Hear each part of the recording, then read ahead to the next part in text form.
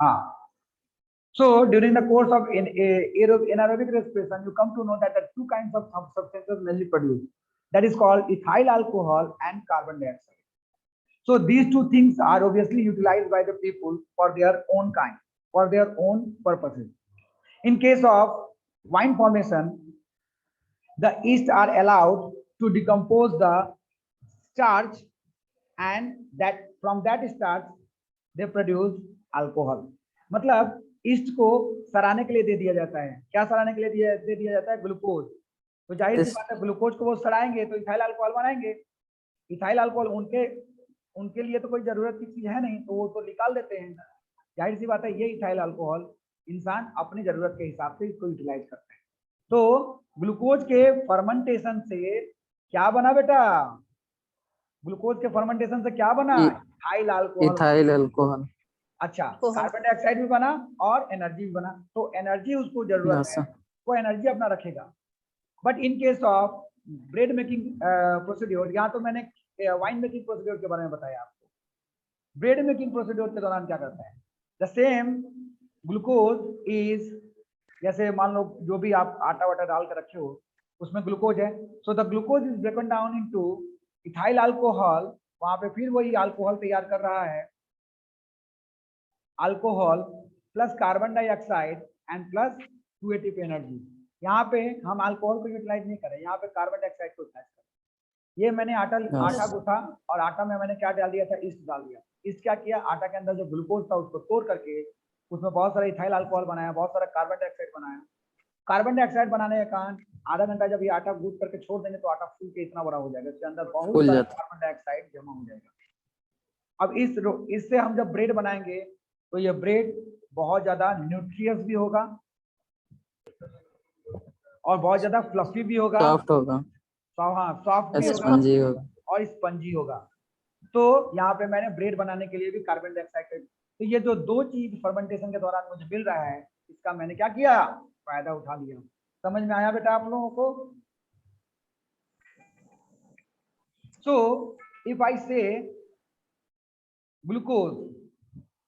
glucose is presence of oxygen in case of living cell. In presence of oxygen in case of living cell broken down into carbon dioxide, broken down into water and broken down into 38 ATP energy. समझ में आया बेटा ये वाला? In case of absence of oxygen, no oxygen is there, absence of oxygen. So glucose broke down into two ways. Glucose दो तरीके से टूटता है. Either it produce alcohol or ethyl alcohol plus CO plus carbon dioxide plus 2 ATP energy, or it can produce lactic acid plus 2 ATP energy. So these kind of things can be observed in ACE, and this kind of respiration where the glucose breakdown without oxygen in case of muscles or human muscle cells. ये आप लोगों के book में ये data दिया हुआ है, इसको अच्छे से याद करिएगा. कई बार इस डाटा से रिलेटेड क्वेश्चन आया है. many of times CBSE asks this kind of question from this data. Now what happened? Suppose this is a human being. I am drawing a big human being over here, and he is doing some exercise, mainly physical exercise. ये अपने शरीर से exercise कर रहा है या फिर खेत कोड़ रहा है, कुछ भी कर रहा है. तो वो क्या कर रहा है? अपने मसल्स को बार बार यूटिलाइज कर रहा है. ये इसका मसल्स है वो बार बार यूटिलाइज हो रहा है. इसके हाथ के मसल्स, इसके पैर के मसल्स बार बार यूटिलाइज हो रहे हैं. तो मसल्स के पास जो भी ग्लूकोज था, उस ग्लूकोज को वो ऑक्सीजन के साथ बर्न करके 38 एटीपी एनर्जी बना रहा है. बाकी कार्बन डाइऑक्साइड और एटीपी वाटर सब निकलता जा रहा है. लेकिन ओवर एक्सरसाइज जब करना शुरू कर दिया, मतलब जब तक ऑक्सीजन सप्लाई प्रॉपर था तब तक तो ग्लूकोज एरोबिकली ही रिस्पिरेशन किया. ग्लूकोज का एरोबिक रिस्पिरेशन हुआ सेल में, यानी मसल सेल्स में एरोबिक रिस्पिरेशन हुआ. मसल सेल्स में जब तक proper amount of supply of oxygen था, ऑक्सीजन जब तक सप्लाई होता रहा नॉर्मली, तब तक तो अब इतना ज्यादा वहां काम करना शुरू किया कि ऑक्सीजन लंग्स से ब्लड के माध्यम से अभी पहुंच ही नहीं पा रहा, तब तक मसल्स के सेल्स को एनर्जी की जरूरत है। इतना तेजी से काम कर रहा है कि मसल्स के सेल्स को एनर्जी चाहिए। अभी प्रॉपर्ली ऑक्सीजन पहुंच नहीं पा रहा है, हार्ट से ऑक्सीजन चल दिया है ब्लड के माध्यम से, ऑक्सीजन आएगा सेल्स तक, तब तक इसे इतना एनर्जी की जरूरत है। देखो ये एनर्जी की जरूरत है, ये सारा एनर्जी बना रहा हूँ, और ये ब्लड अभी ऑक्सीजन लेके आ रहे हैं। तो इस कंडीशन में क्या करेगा मसल से, मसल सेल्स, एनारोबिक पर हाँ बिना रेस्पिरेशन पर। ऑक्सीजन के ही, विदाउट ऑक्सीजन, बिना ऑक्सीजन के ही, ग्लूकोज तो है ही, ग्लूकोज कहाँ है मसल्स में, ग्लूकोज ग्लाइकोजन के फॉर्म में, यस ग्लाइकोजन के फॉर्म में रहता है मसल्स में। तो ग्लाइकोजन से ग्लूकोज बना लेता है मसल्स, और ग्लूकोज को बिना ऑक्सीजन से ही तोड़ना शुरू कर देते हैं, यानी कि एनारोबिक रेस्पिरेशन करना शुरू कर देते हैं। और इन दिस कंडीशन, अब इस कंडीशन में क्या होता है, ग्लूकोज बिना ऑक्सीजन के टूटता है तो क्या बन जाता है, lactic acid. Lactic acid 2 ATP energy. हाँ लैक्टिक एसिड और 2 एटीपी, इस 2 एटीपी से एनर्जी से ये अपना काम तो कर लिया, ये मसल्स अपना काम कर लिया, लेकिन लैक्टिक एसिड अब इसको निकलने का जगह नहीं मिलता, ये यहीं पर इसी मसल्स में जो है जमा हो गया, इसी मसल्स में जमा हो गया, और मसल्स में जमा होने के कारण एसिडिटी लेवल बढ़ा दिया, बेसिसिटी कम कर दिया, acid base buffering system disturb हो गया, ऑस्मोसिस डिफ्यूजन, ऑक्सीजन का डिफ्यूजन सब कुछ डिस्टर्ब हो गया, खाली एसिड बेस डिस्टर्बेंस की वजह से। और आने वाले 2-3-4 दिनों तक ये इस जगह को फैटिक बनाए रखा। क्या बनाए रखा बेटा, पेनफुल होता है।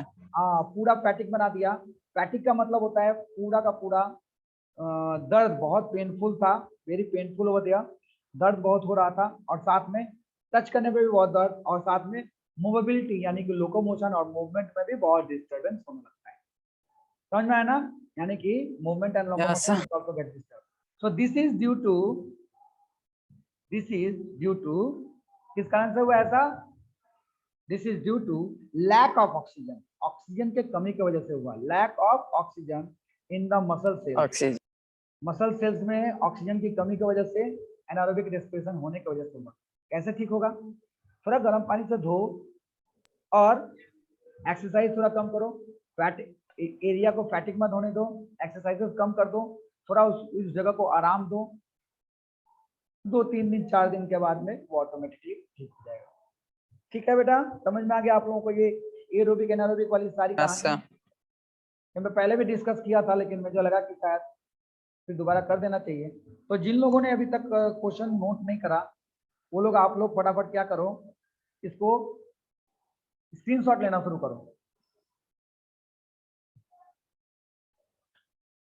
फटाफट, जब हो जाए तो बोलना।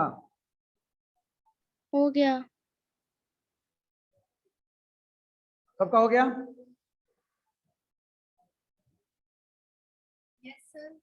yes. ये ले लो, यस सर। ये ले लो, दूसरा पेज लो।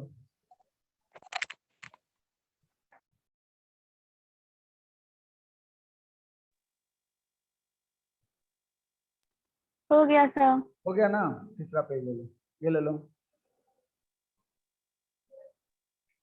तो ये कौन से केस में होता है बेटा, ये केस में होता है ईस्ट वाले केस में, और ये होता है मसल केस में।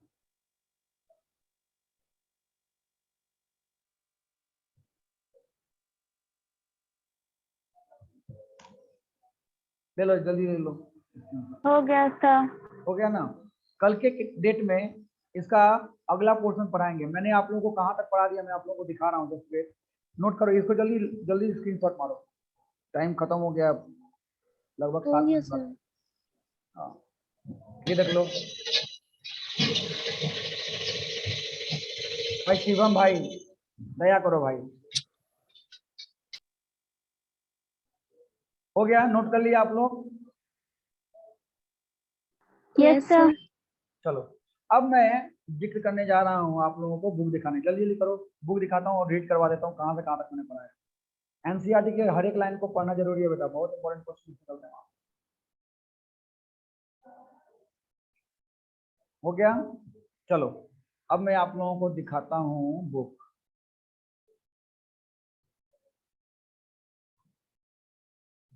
Everyone can able to see the book? Yes, sir. Yes sir. Yes sir. Okay. Now, gonna see the topic. अच्छा, ये जो पहला एक्सपेरिमेंट शो किया जा रहा है, What does this experiment, what is the aim of the experiment? इस experiment का aim क्या है? कौन बताएगा? What is the aim of the experiment?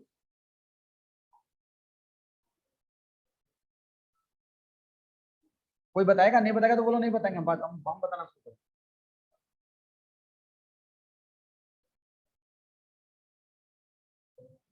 मैं बताऊं?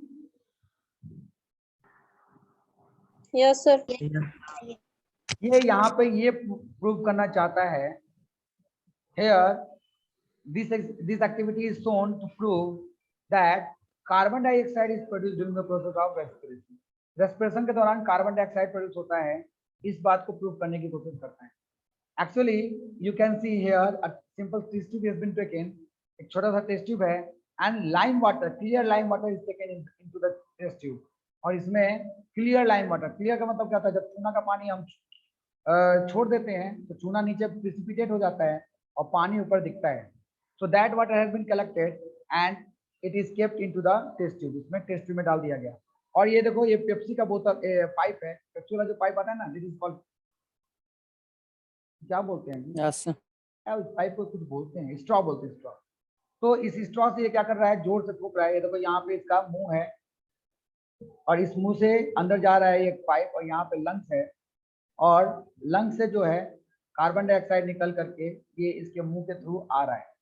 And obviously the calcium hydroxide that is called lime water, the calcium hydroxide that is called lime water, when it come in contact with the carbon dioxide, convert into calcium carbonate and water, and the calcium carbonate precipitate, and due to precipitation of calcium carbonate, it gives milky white color, milky white color। कुछ समझ में आया बेटा आप लोगों को कि मैं इसको भोजपुरी में बोलूं? भोजपुरी में बोलूं? अरे बोले बोल दो, जिन लोगों को नहीं समझ में आया, आप ही लोगों के लिए पढ़ा रहा हूँ, विदेश में नहीं भेजना मेरे को। ये बोलो। नहीं सर, आ गया। Yes, sir. कार्बन डाइऑक्साइड, ये बता देता हूँ जिनको थोड़ा प्रॉब्लम है लैंग्वेज को लेकर के, एक चूना का पानी है, कैल्शियम हाइड्रोक्साइड। ये कैल्शियम हाइड्रोक्साइड जो चूना का पानी है, ये इस टेस्ट ट्यूब में लिया गया, और इसमें उसी टेस्ट ट्यूब में क्या किया गया? पाइप के माध्यम से हम जोर से फूकते हैं ताकि हमारे लंग्स से कार्बन डाइऑक्साइड आकर के मिक्स हो जाए। तो जैसे ही इसमें मैंने कार्बन डाइऑक्साइड मिक्स किया इस चूना के पानी में, चूना के पानी में क्या ये आपस में रिएक्शन होता है कार्बन डाइऑक्साइड की वजह से, और वो बनाता है calcium carbonate, that is called, हाँ, कैल्शियम कार्बोनेट उसमें प्रेसिपिटेट हो जाता है, और प्रेसिपिटेशन की वजह से जो है मिल्की व्हाइट कलर में ये जो है चेंज हो जाता है। आज के डेट में मैंने इससे रिलेटेड एक छोटा सा वीडियो यूट्यूब में छोड़ रखा है, तो आप लोग उसको देखिएगा तो आप लोगों को वहां से समझ में आ जाएगा कि कैसे जो है calcium carbonate calcium hydroxide calcium carbonate में चेंज होता है और मिल्की कलर में टर्न होता है। आज के वीडियो में ही छोड़ा हुआ है, आप लोग देख लीजिएगा वहां। तो ये एक्टिविटी समझ में आ गया आप लोगों को? Yes, sir. Yes sir. Now देखो, अभी 3 मिनट बचा हुआ है बेटा, 3 मिनट में हम लोग फटाफट इसको रीड करते हैं, जस्ट गो थ्रू। यहाँ पे देखा हुआ है what are the products of fermentation, ये क्वेश्चन दिखाई दे रहा है आप लोगों को?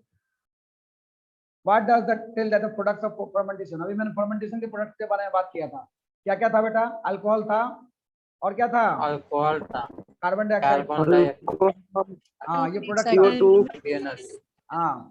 So we have discussed nutrition in organism at the last section. Now food material taken in is during the process of nutrition is used in the cell to produce energy.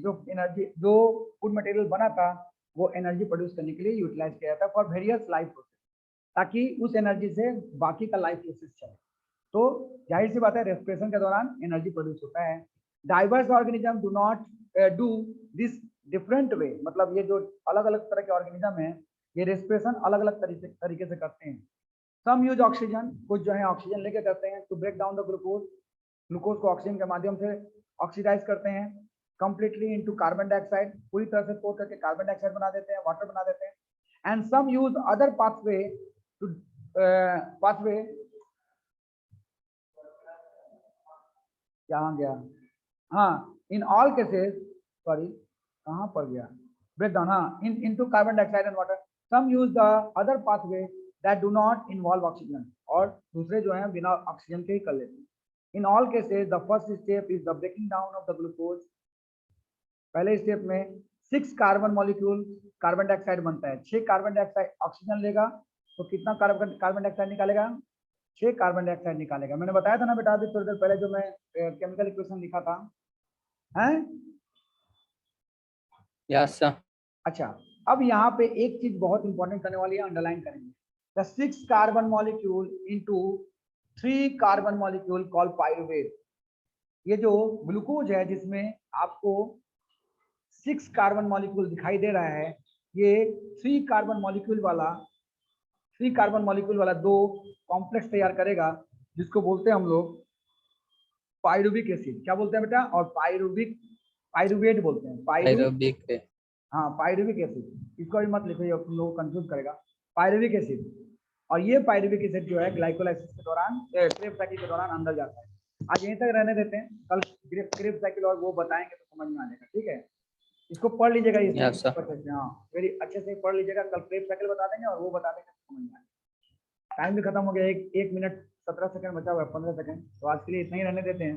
जितना करवाया उसको होमवर्क को करिए, copy work करके लीजिएगा। ठीक है, आज के लिए इतना ही। Bye Bye, sir. Bye, sir. Bye bye bye bye.